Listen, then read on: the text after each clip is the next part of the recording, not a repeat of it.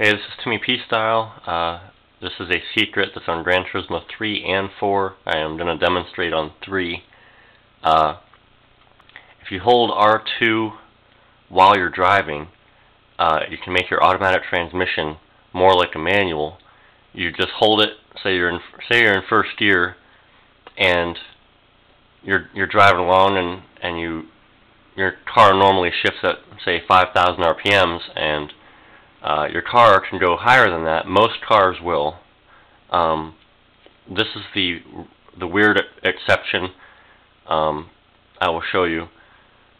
You can hold R2 or L2 while you're driving, and once you get to the speed, the RPM speed that you want to switch gears, you just let off R2, and then once it shifts gears, you hold it again, and it makes it so you can shift right where the rev limiter is, instead of where the red line is, which usually the rev limiter is about another 500 RPMs, with the exception of the Viper here. It's a Dodge Viper souped up all the way that the game allows. It's about almost 1,100 horsepower.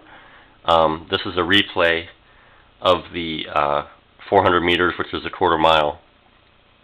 This is doing it normal. You'll see where it shifts. And first gear, I think it does it on its own all the way up to the rev limiter, but I'm going to load it for you. And here we go. It's gonna shift on its own. I think in first gear it goes up to 6,000.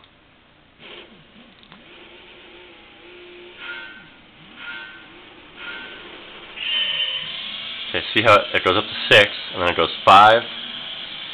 It goes 5 again, and then 5 again. Okay, now I'm gonna exit. Now just watch what happens when you do R2.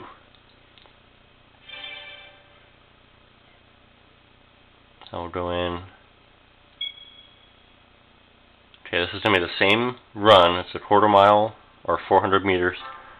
And this is with the R2. Now, you will see, I'll show you the times afterwards, or compare them. You'll see how much faster it is. Okay. Okay, there's 6. Another 6. Another 6. This is automatic transmission too. Now see, that was 158 miles an hour at the quarter mile. Okay, and I will show you the time comparison with that. It works on every car. You can do this on any car. Some cars, like I said, the rev limiter is pretty much right where the red line is. Very few cars are like that. But, okay, here's the times. This is normal. I did a 10.174. It's down where it says record there. Right in the middle of the screen. 10.174 without R2. Now with R2, 9.929. So, you know, you gain about 0.2 of a second just by doing that. Now, the rule is, when you are driving, this is the only exception so far that I have found. This one here, this car, the Viper, when it's souped up, is better to hold R2 or L2 all the way to the red line, or the rev limiter, through every gear. It's way quicker that way. I mean, even in 5th gear, you hold it up until 6 grand, and then you let it shift into 6th. Well, all the other cars, the general rule of thumb, I mean, it depends on the car and everything, you want to hold it to the rev limiter in 1st and 2nd. So once it goes from 2nd to 3rd, once you get into 3rd gear, when it goes up above the red line, you want to let off about maybe 100 or 200 RPMs less than what you did. So, like, say that Viper, it wouldn't be the Viper because the Viper's the exception that I found, but you would shift at 6,000 in 1st gear, 6,000 in 2nd gear, about 5,800 in 3rd, about 55 or 56 in 4th, and then you would go down, once they're shifting from 5th to 6th, you'd want to either do it around where the automatic transmission does it on its own, or slightly above, like say the automatic transmission does it on its own at 5,000, you'd want to do maybe 52.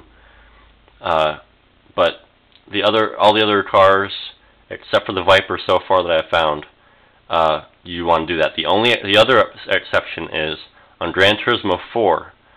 If you're using nitrous and you have the power of the nitrous, like you know how you can adjust it from power to length that you'll have it.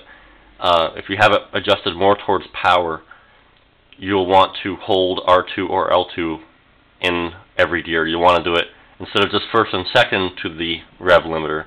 You want to pretty much do it first, second, third, and fourth. Some cars fifth. It depends. You'll have to play around and figure out which one's faster. You know, which is the faster way, and get used to the cars. But you'll have to predetermine the rev limiter. Some cars, right before you start racing, you just hold X, and you can, if you hold it, you'll see it'll bounce. It'll actually bounce higher than the actual rev limiter. So you have to kind of ease into it, and you'll see it go up real slow, and you'll be able to see where it bounces off really slowly. So you'll get to know where that rev limiter is on every car. It's different on every car. So you'll be able to drive better. So this is Timmy P Style. Thanks for watching my video. This is the Gran Turismo secret. Not a lot of people know about it, and now hopefully more people will, because honestly it makes it a lot better. You do it faster times around tracks if you know this. So all those times that you think are faster that you have on your game, try it with this. If you do it right, I think you'll take a couple seconds off of your lap time, as long as you do it the same way and everything, except for, you know, holding R2. I mean, as long as you take the curves the same way and all that, you should be all set. So, thanks for watching my video. This is Timmy P Style.